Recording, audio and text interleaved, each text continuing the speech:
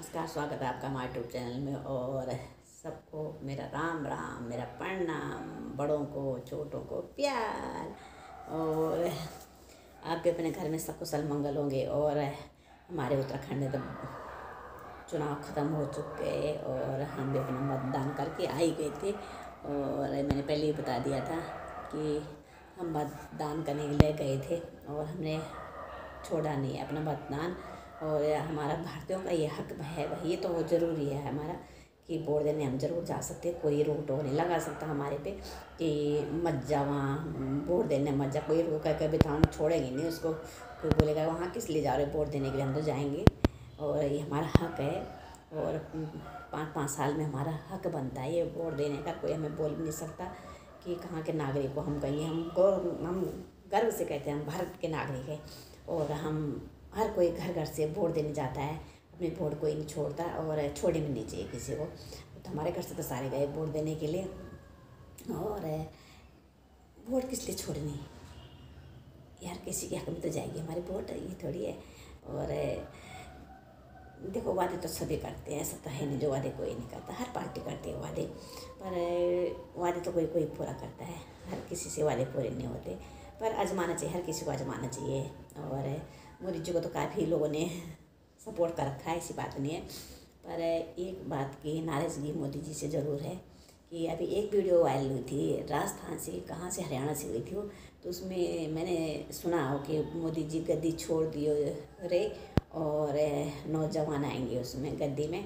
तो मैं तो कहती हूँ मोदी जी आप गद्दी ना छोड़ियो, आप ये रहियो, पर नौजवानों के बारे में ज़रूर सोचियो और बोलने का मौका मत दीजिए और किसी को उंगली उठाने का मौका मत दीजिए मोदी। और आप ही गद्दी में रहियो 2024 में आप गद्दी में ही डटी हो रही। तो थोड़ा सा मुँह में दर्द फिसल जा रहा कभी कभी। तो खाना खा के तो बैठ ही गए ऊपर। तो मैं सोचा आज ज़रा मोदी जी पे बना लेती हूँ ये वीडियो, क्योंकि मैंने देखा वो वायरल वीडियो। मैंने कहा यार क्या बात हो गई आज, लोग भी नाराज़ हैं। वैसे बात सही है, लोगों के भी नाराज़ हैं क्योंकि नौकरियां नहीं हैं बच्चों के लिए। तो हर माँ बाप को भाई नाराज़गी तो होती है। और हम भारतीयों को तो हक है कि हम अपनी बात मोदी जी के आगे रख सकते हैं। और हर किसी को अपना हक है भारत में, अपना लड़ाई करने का नहीं, अच्छा बोलने का, गलत बोलने का हक नहीं है किसी को। अच्छा बोलने का हक है कि भाई जैसे नौकरियां नहीं तो हम तो नौकरियां मांग सकते हैं, मोदी जी नौकरियां दो भाई नौजवानों को। और शौचालय भी दे दिया आपने। पहले हम तो पहाड़ों के रहने वाले थे, तो पहले हम गांव में थे, तो पहले हम तो अपना लोटा लेके चले जाते थे इधर उधर। पर अब तो गांव में भी शौचालय हो गए, ऐसा नहीं है, पहाड़ों में भी हो गए शौचालय। तो हर जगह सुविधा हो गई। खैर मोदी जी ने बहुत अच्छा कर दिया। हम जो लेडीज़ की इज्जत थी बहुत बरकरार रखी है मोदी जी ने। जो हम लोग बाहर जाते थे और शौचालय करने के लिए बाहर खुलने में जाते थे, तो वहाँ सारे लोग जाते थे। तो फिर वही था कि अब घर की इज्जत घर में रख दी कि अब घर में शौचालय बन गए। तो मोदी जी ने ये काम भी बहुत अच्छा किया, सिलेंडर का काम भी बहुत अच्छा किया। और पहले तो बहुत 1100-1150 का सिलेंडर कर दिया था, अभी 100 रुपये और मोदी जी ने घटा दिया मुझे लग रहा है उस पर। तो इतने से तो कुछ नहीं होगा मोदी जी। और जनता देखो आपको इतना सपोर्ट कर रही था, आपको भी जनता को सपोर्ट करना चाहिए। और जनता क्यों भाग रही धूप में इधर उधर के मतदान करने के लिए, आप लिए तो भाग रही है। तो आप भी जनता के लिए भागिए ना, आप जनता के बारे में बहुत कुछ सोचिए और नौकरियां दीजिए। सबसे पहले हमारे नौजवानों को, मैं अपने ये न अपने पूरे भारत के नौजवानों की बात कर रही हूँ कि मैं किसी के लिए लड़ नहीं रही हूँ, मैं सभी के लिए बोल रही हूँ कि सब नौजवानों को नौकरी दीजिए, सरकारी नौकरी। और लड़कों की शादी नहीं हो रही कहीं के भी हो, चाहे उत्तराखंड के हो चाहे बाहर के हो। जब सरकारी नौकरियां नहीं है तो लड़कियां कहाँ जाएंगी। पहले फौज की नौकरी थी, सभी कहते थे कि यार फौजी है, फौजी के लिए शादी करने हैं और फौजी पेंशन आएंगे, उनके साथ आराम से ज़िंदगी कट जाती है। पर अब अग्निवीर की नौकरी हो गई। अब लड़कियां बोलते 4 साल के बाद तो घर ही बैठेगा, कहाँ जाएगा, ना बोलते ना तो इधर का ना उधर का, घर ही बैठा रहेगा। तो फिर लड़कों को भी सुननी पड़ रही है। तो क्या करें, लड़के भी मजबूर हैं, इतने पढ़े लिखे लड़के हैं।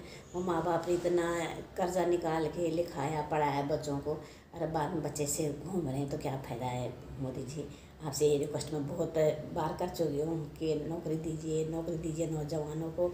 और देखो हमारी उम्र तो हो गई और जो अभी अग्निवीर की भर्ती है और अग्निवीर में 4 साल का ही है, बाकी क्या है बच्चों को कहाँ बाद में नौकरी मिलेगी, ना वो बोल देना इधर का ना उधर का, बीच में रह जाएगा बच्चा, तब नौकरियाँ कहाँ हैं, कोई नहीं देता नौकरी। फिर बाद में बोलते हैं तो पुलिस में चला जाओ, वहाँ चला जाओ, कोई नहीं पूछता किसी को, तो खाली बोलते हैं कि अग्निवीर की नौकरी रहेगी, अग्निवीर की नौकरी मिल जाएगी, तब फिर पुलिस में चले जाएंगे, वहाँ चले जाएंगे, वहाँ चले, कोई नहीं करता फिर बाद में। पर मैं यही कहती हूँ कि अभी मोदी जी के हाथ में सब कुछ है और मोदी जी की पावर है अपने भारत में, और उन्होंने न जाने कितने कितने देशों में अपनी पावर दिखा रखी है। और सब अभी सब जो देश डरते भी नहीं, मोदी जी से डरे हुए हैं, क्योंकि मोदी जी की पावर बहुत है, ऐसा है नहीं है कि अच्छा काम कर रहे हो। पर अभी पता भारत में अभी नौकरियों की बहुत कमी है, और जब नौकरियाँ होगी तभी छोकरियाँ मिलेगी छोकरों को, नहीं तो छोकरियाँ भी कहाँ मिलेगी। तब तक भारत ऐसा नहीं है, ऐसे फिरता रहे अपने भारत में लड़के भी। तो मैं हर बार रिक्वेस्ट करती हूँ कि हर बच्चे को, हर जवान को नौकरी मिलनी चाहिए।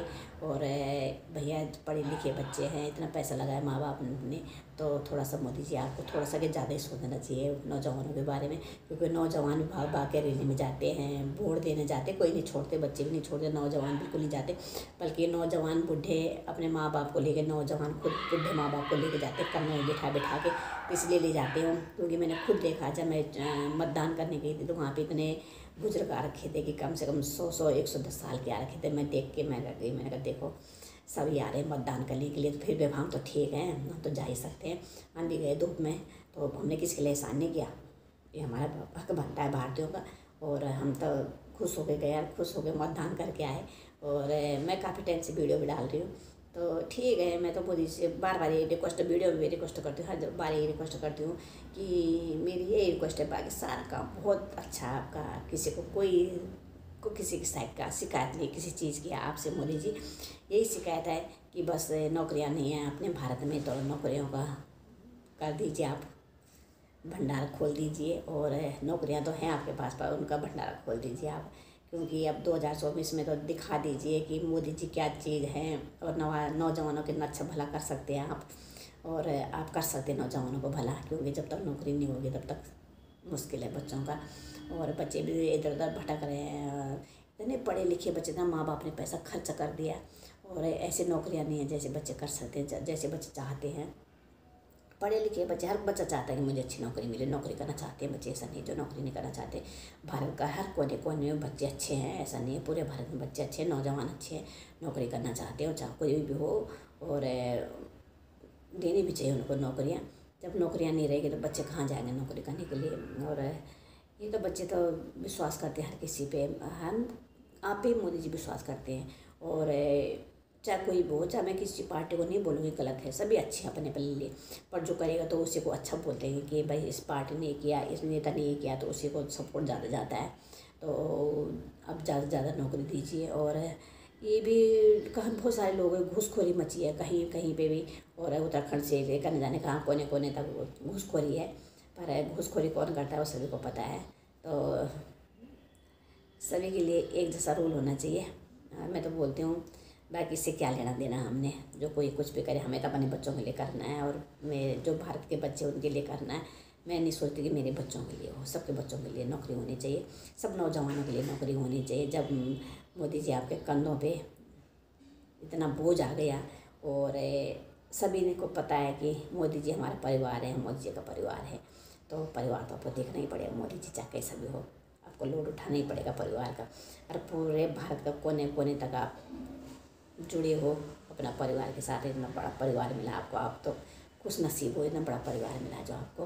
अरे जहाँ भी जाते हो वहीं आपको प्यार मिलता है, और क्यों ना मिले, क्योंकि काम आपका अच्छा है। पर वादे तो आपने बहुत किए मोदी जी, पर एक वादा अधूरा छोड़ रखा आपका नौकरियों का, और नौकरियाँ दीजिए बच्चों को, बच्चे भी खुश, हम भी खुश, आप भी खुश। तो मेरी रिक्वेस्ट है, जय हिंद, जय देवभूमि। और आप बोलने का मौका मत दीजिए, और 2024 में आप गद्दी पे बैठे रहिए, कोई हिलाने वाला नहीं है आपको। आप राम जी को लाए हैं, और राम जी को अयोध्या में बिठाया आपने, आप दिल्ली में बैठिए, और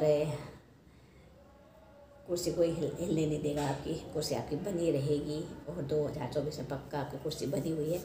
और जब आपने अयोध्या में बिठाया राम जी को, तो आपको कौन बिठा सकता है, कोई नहीं बिठा सकता। पर आप बच्चों के बारे में जरूर सोचिए, नौजवानों के बारे में जरूर सोचिए, उनको नौकरी दीजिए और सरकारी नौकरी दीजिए। मेरी रिक्वेस्ट है आपसे। जय हिंद, जय भारत, जब तक हम जय देव।